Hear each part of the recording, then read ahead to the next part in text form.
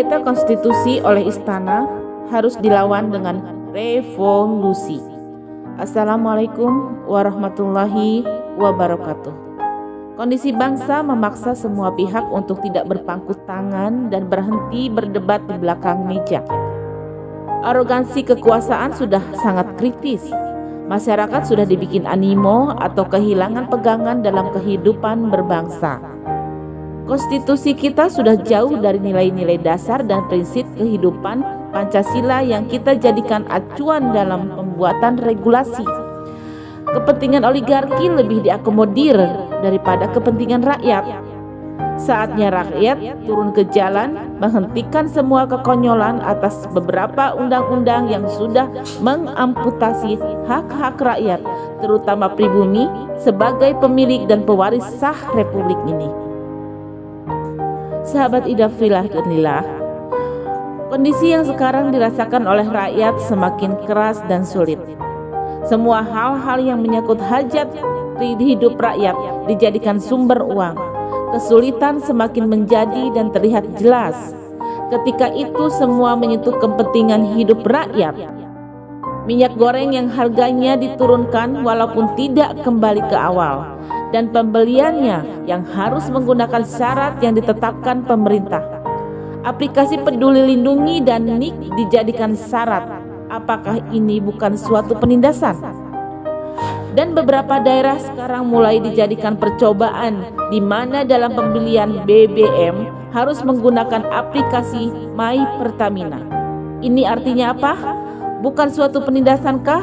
Bukan suatu pemaksaanKah? Dalam waktu dekat akan disahkan RUU KUHP di mana hak rakyat untuk bersuara dibatasi atau dibungkam. Lalu apa bedanya dengan undang-undang subversif pada zaman Pak Harto?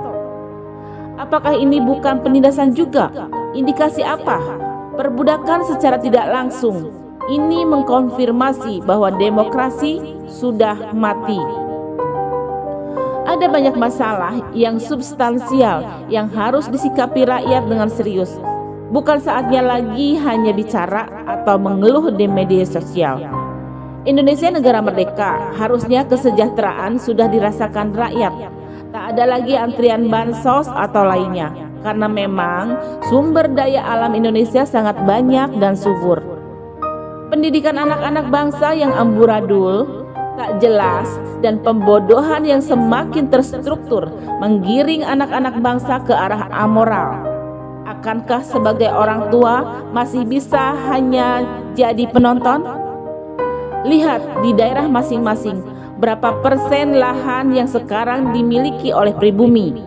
Tak lebih dari 20%. Sisanya sudah dimiliki oleh asing dan asing. Menyedihkan, rakyat dicekoki oleh pembodohan dan pembohongan yang dilakukan oleh orang-orang yang rakus, badut politik dan pelacur politik. Hidup rakyat dijadikan ladang bisnis dan sapi perah. Ini saatnya sebagai rakyat membuka mata dan pikiran dengan normal. Satukan kekuatan, buruh, mahasiswa, rakyat sipil. Maju bergerak atau diam ditindas. Karena mundur dalam perjuangan adalah sebuah pengkhianatan. Semua pengkhianatan konstitusi ini hanya bisa dilawan oleh revolusi. Ganti pemimpin negara dan rombak sistem negara. Wassalamualaikum warahmatullahi wabarakatuh.